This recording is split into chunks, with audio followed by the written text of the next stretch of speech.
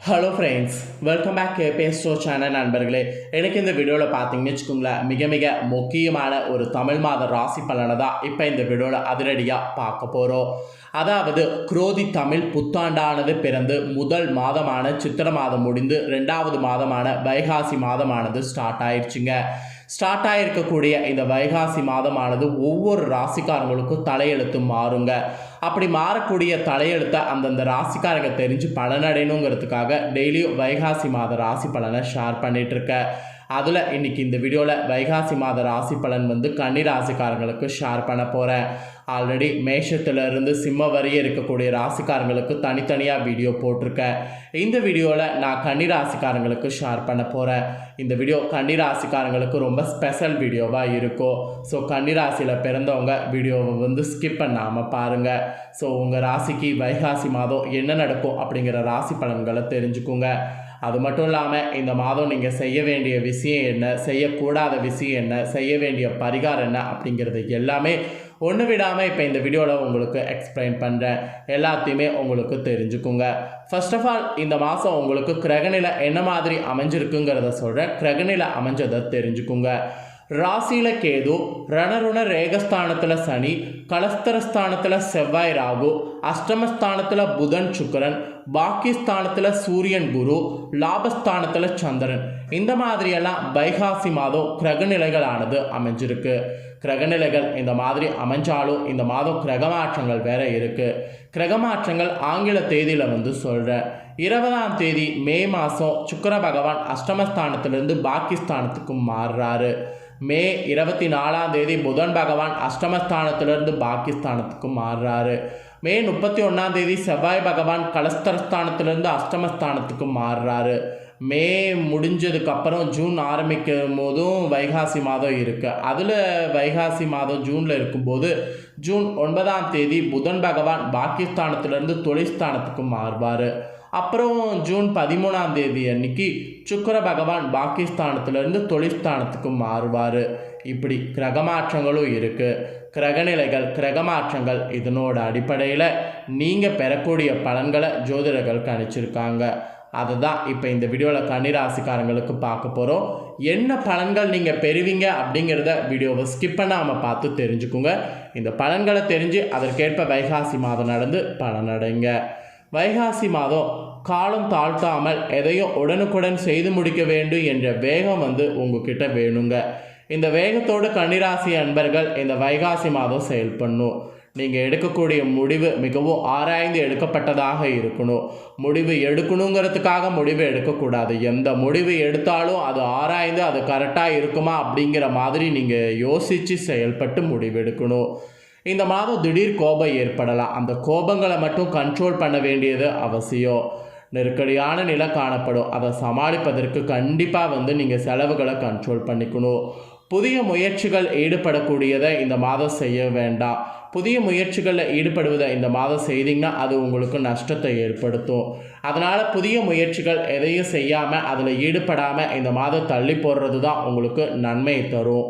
அதுக்கப்புறம் நீங்கள் பயணங்கள் செய்கிறவர்களாக இருந்தீங்கன்னா பயணங்கள் செய்கிறத அவாய்ட் பண்ணிக்கோங்க. பயணங்கள் செய்கிறதுனால அதில் லாபம் கிடைக்காது. பயணங்கள் செய்கிறதுனால வீண் அலைச்சல் மட்டுமே ஏற்படும். ஆனால் பணப்புழக்கம் திருப்தியாக இருக்கும். பண ரீதியாக நீங்கள் கவலைப்பட வேண்டாம். பண ரீதியாக நீங்கள் சந்தோஷமாக தான் இருப்பீங்க.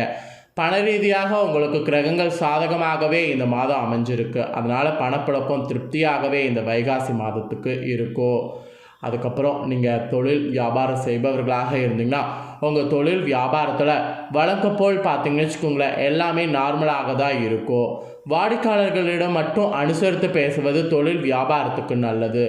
லாபம் குறைவது போல் இந்த மாதம் இருந்தாலும் பணவரவு திருப்தி தரும். அதனால் லாபம் குறையிற மாதிரி இருக்குதுங்கிறதுக்காக வருத்தப்பட வேண்டாம்.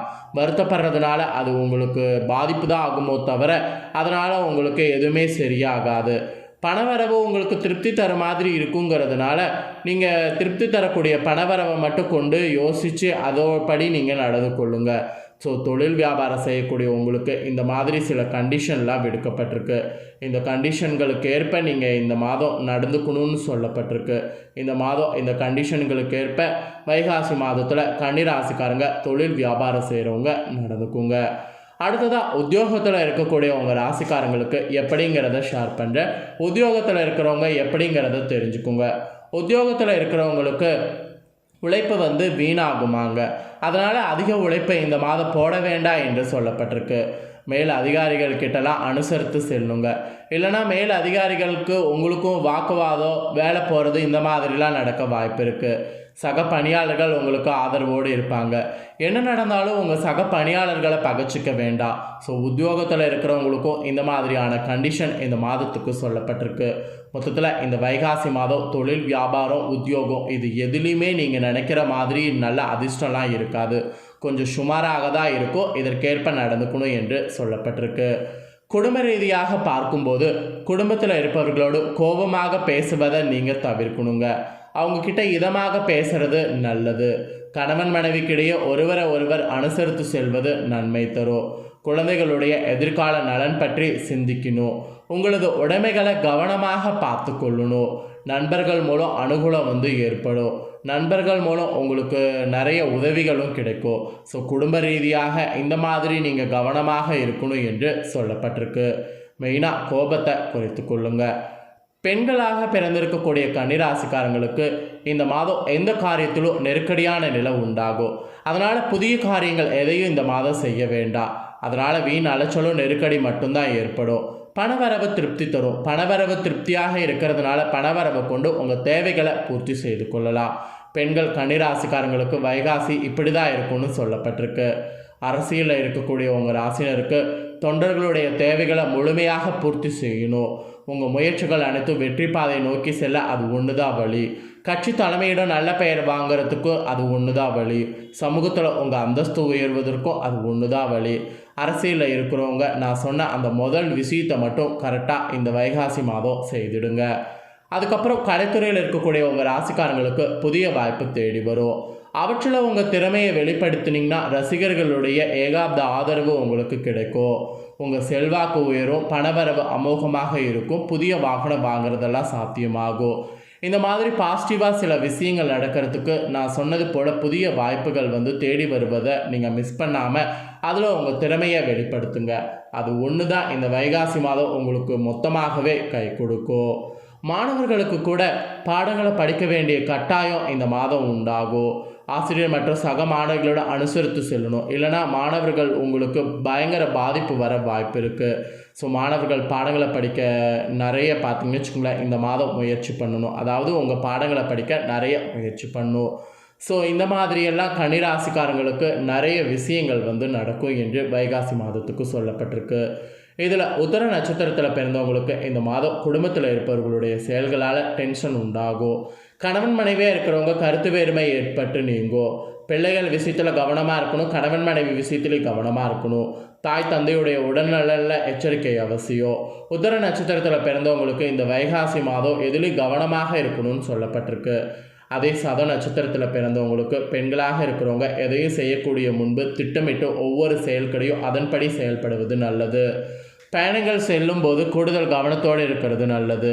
மாணவர்கள் கவனத்தை சிதறவிடாமல் பாடங்களை படிக்கணும். எதிலும் மெத்தனமாக செயல்படுவதை தவிர்க்கணும். இந்த மாதிரிலாம் இருந்தீங்கன்னா தான் முன்னேற்றத்திற்கு உதவியாக இந்த மாதம் இருக்கும். இல்லைனா உங்களுக்கு பாதகமாக தான் அமையும். அதே சித்திர நட்சத்திரத்தில் பிறந்தவங்களுக்கு இந்த மாதம் காரிய வெற்றி உண்டாகும். குடும்பத்தில் அமைதி ஏற்படும். உடல் ஆரோக்கியம் உண்டாகும். பூமி வீடு தொடர்பான பிரச்சனைகள் நல்ல முடிவுக்கு வரும். சகோதரர்களோடு இருந்த மன வருத்தம் நீங்கும். கோபம் படபடப்பு குறையும். ஸோ சித்திர நட்சத்திரத்தில் பிறந்த கன்னிராசிக்காரங்களுக்கு கொஞ்சம் இந்த வைகாசி மாதம் சுமாராக இருக்கும். ஸோ இந்த மாதம் நீங்கள் செய்ய வேண்டிய பரிகாரம் பார்த்திங்கன்னா பள்ளிக்கொண்ட பெருமாள் இருக்கக்கூடிய ஆலயத்துக்கு சென்று வழிபாடு செய்கிறது தான். பெருமாள் ஆலயம் எங்கே இருந்தாலும் அங்கே பள்ளிக்கொண்ட பெருமாளை தரிசனம் பண்ணிங்கன்னா இந்த வைகாசி மாதம் உங்களுக்கு சூப்பராக இருக்கும். நீங்கள் செய்ய வேண்டிய பரிகாரம் இதுதான். ஸோ வைகாசி மாதம் கன்னிராசிக்காரங்களுக்கு எப்பேற்பட்ட மாதமாக இருக்கும் அப்படிங்கிறத தெளிவாக இந்த வீடியோவில் எக்ஸ்பிளைன் பண்ணிட்டேன். எக்ஸ்பிளைன் பண்ணதை கன்னிராசிக்காரங்க உங்கள் ராசிக்கு என்னங்கிறத தெரிஞ்சிருப்பீங்க. தெரிஞ்சு இந்த பலன்களுக்கேற்ப இந்த வைகாசி மாதம் முடிகிற வரையும் நடந்து பலனடைங்க.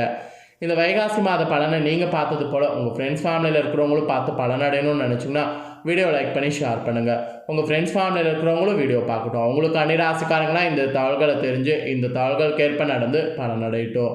மேலும் இதே போல் புதிய அப்படின்னா நிறைய வீடியோ நம்ம சேனலில் போடப்படும். அதை எல்லாத்தையுமே உடனுக்குடனே தெரிந்து கொள்ள மறக்காமல் நம்ம சேனலை சப்ஸ்கிரைப் பண்ணுங்கள்.